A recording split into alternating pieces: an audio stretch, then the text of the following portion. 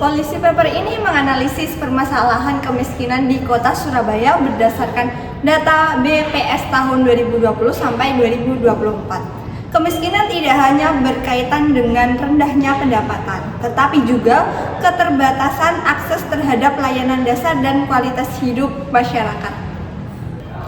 Garis kemiskinan Kota Surabaya terus mengalami peningkatan dari tahun ke tahun, mencerminkan semakin beratnya beban pengeluaran masyarakat akibat kenaikan harga barang dan jasa, bukan karena peningkatan kesejahteraan.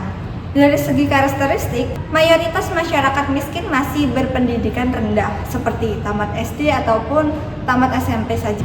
Dengan tingkat pengangguran yang cukup tinggi mencapai 41,2% pada tahun 2024 serta 24,57% masih membutuhkan layanan kesehatan. Kondisi tersebut memberikan hambatan nyata bagi sektor swasta, mulai dari menurunnya daya beli masyarakat, sempitnya pangsa pasar, hingga persaingan tidak seimbang akibat besarnya sektor informal. Oleh karena itu, penanganan kemiskinan di Surabaya perlu menjadi prioritas dan tidak hanya dari sisi sosial, tetapi juga sebagai strategi mendorong pertumbuhan ekonomi kota secara berkelanjutan.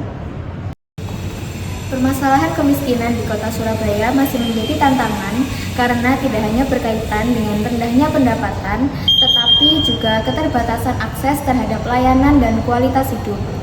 Data menunjukkan bahwa garis kemiskinan terus meningkat dari tahun 2020 hingga 2024 yang mencerminkan naiknya beban pengeluaran masyarakat akibat kenaikan harga barang dan jasa tanpa diikuti dengan peningkatan kesejahteraan. Karakteristik masyarakat miskin didominasi oleh tingkat pendidikan yang rendah, mayoritas lulusan SD hingga SMP, meskipun mulai menunjukkan penurunan dengan kondisi kesehatan yang relatif tidak bermasalah, namun tetap membutuhkan akses layanan, serta tingkat pengangguran yang masih cukup tinggi, baik di sektor formal maupun informal. Dalam kondisi ini, sektor swasta memiliki peran strategis tidak hanya sebagai pihak yang terdampak oleh menurunnya daya beli, tetapi juga sebagai bagian dari solusi.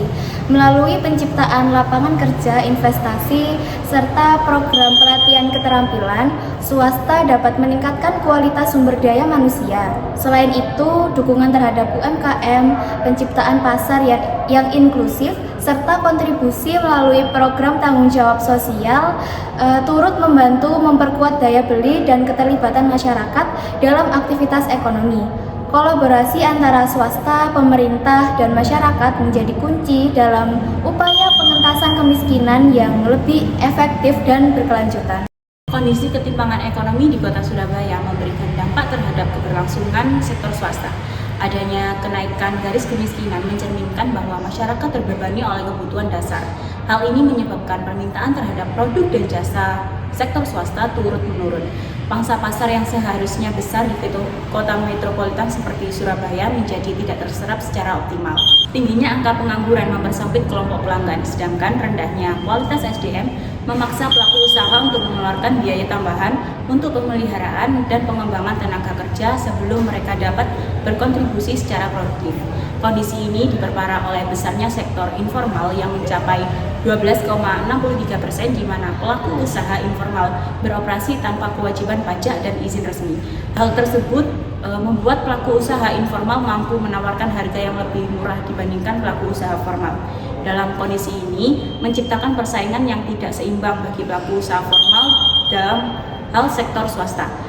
Sehingga ketimpangan ekonomi di Surabaya bukan hanya sekedar persoalan sosial, melainkan juga hambatan nyata yang menghambat pertumbuhan dan ekspansi sektor swasta. Rekomendasi kebijakan untuk pemerintah.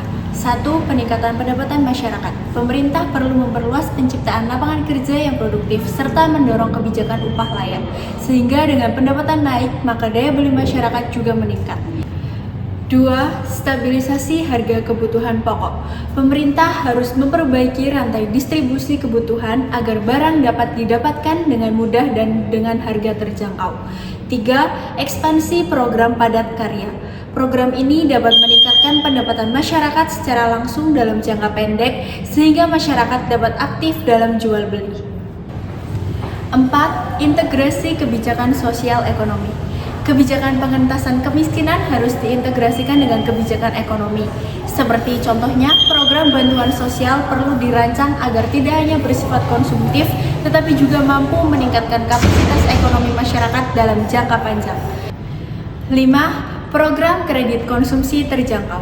Pemerintah dapat mendorong akses kredit mikro atau skema cicilan ringan bagi masyarakat berpenghasilan rendah.